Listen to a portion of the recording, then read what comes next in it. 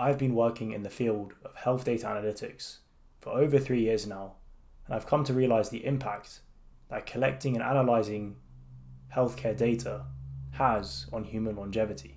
We are essentially learning from our medical mistakes, but now it's not just us that's doing the learning. In my opinion, AI widens the gap between fruitful and damaging human endeavors. In general, where a field is well intended, such as medicine, AI reciprocates this intention.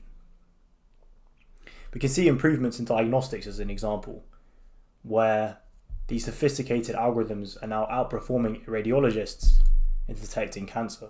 Just as medicine promotes the preservation of human life, AI can also be used in the destruction of human life. Although this strange entity, which we call artificial intelligence, has brought hope and fear to the forefront, I sincerely believe that in medicine, hope outweighs the fear.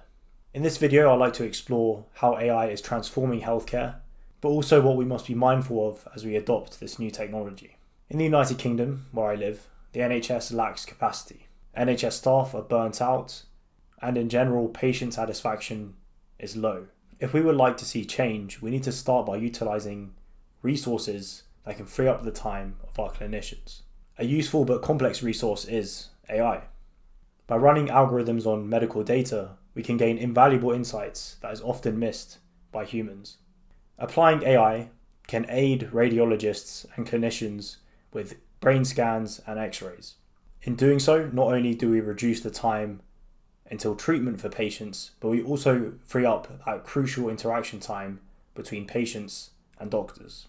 The use of this technology not only enhances medical precision, but also reduces the burden on key medical staff.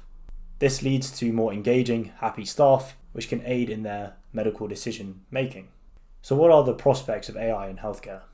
As we collect more data on human biology, pathology, and genetics, the rapid advancement of our understanding of human physiology and disease is imminent. Artificial intelligence is able to make connections between data points and form predictions based on these connections that go beyond human capabilities. Take the weather as an example. Let us say that we are going to guess if it's going to rain in the next hour. So we can use certain data points, certain pieces of information such as the formation of the clouds, the current temperature. Is it currently raining? Did it rain yesterday? What season are we in? And maybe a few others. AI, on the other hand, can incorporate all of these factors in addition to, for example, humidity, wind pressure, wind speed, and a large array of historical data to aid in its predictions. It can also make use of interaction effects. So for example, if it's currently raining and it's the summer, it's unlikely to be raining in the next hour. The granularity of medical processes are often missed by the human eye, but can be picked up by the combination of detailed medical imaging and the application of algorithms. Quite recently, an AI tool called Mia was tested by the NHS and successfully identified signs of breast cancer in 11 women, which had been missed by human doctors. Genetics is a large component that can accelerate the development of medical decision making. It can work as a key indicator of assessing an individual's risk of developing a certain disease. With such invaluable information, we can come up with diet plans, exercise plans, and medication which can be assigned at birth to mitigate these risks. What causes what? A question often asked in a medical setting. As we incorporate more variables in our models, I believe such causation questions will start to become clearer. What genes, in combination with what diet and exercise plan, can reduce heart disease? As the complexity of our medical questions develop, so do the algorithms. Through predictive analytics, hospitals can run operations more efficiently. In the UK, a hospital long-stay stratification tool was developed to identify, from initial data collection, individuals at risk staying in hospital for 21 days or longer. This tool produced a long-stay risk score for patients, which could enable receptionists and clinical staff to avoid key risk factors and also prioritize treatment for certain patients. This improved operational efficiency not only enhances patient satisfaction, but also can save the NHS and other healthcare systems millions in operational costs. Doctors at the University of Florida Health Center are using artificial intelligence to help monitor patients. Cameras are being used to detect the status of patients, from whether they are sitting or standing, levels of movement to facial expressions. The application of this technology outside a medical setting is definitely questionable, but can provide immense help to nurses and clinical staff in assessing patient well-being. The downfall of medicine.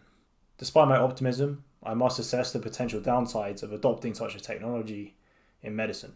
Although previously I argued for AI making medicine more human, especially in the context of overworked healthcare systems, taken too far, AI poses a serious threat to human connection.